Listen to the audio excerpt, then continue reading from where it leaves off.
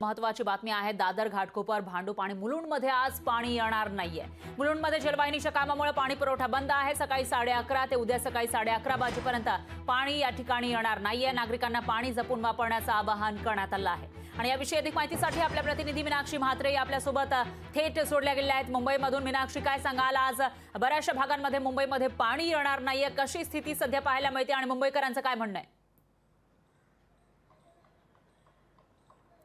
नक्कीच आपण पाहतोय की आज दिवसभरामध्ये घाटकोपर, मुलुंड आणि भांडूप या संपूर्ण परिसरामध्ये 24 तास पाणी पुरवठा बंद राहणार आहे। कारण गोरेगाव मुलुंड जोड रस्ता प्रकल्पाअंतर्गत जी जलवाहिनी आहे ही वळवण्याचं काम जे आहे ते हाती घेण्यात आलेलं आहे महानगरपालिकेच्या वतीनं। त्यासाठी आज आणि उद्या या 2 दिवसांमध्ये घाटकोपर, भांडूप आणि मुलुंड या तिन्ही परिसरामध्ये पाणी पुरवठा बंद राहणार आहे।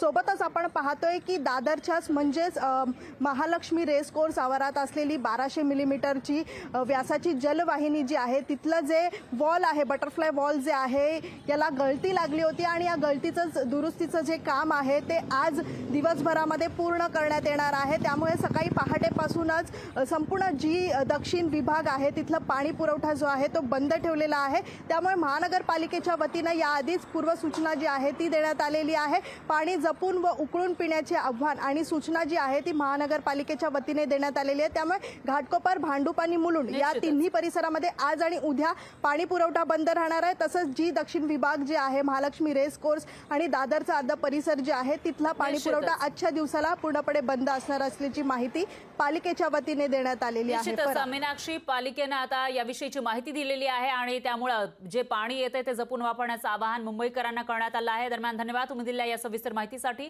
याविषयीचे अपडेट आपण तुमच्याकडून घेत राहूयात। लोकशाही मराठी ऐका, पहा, जागरूक रहा।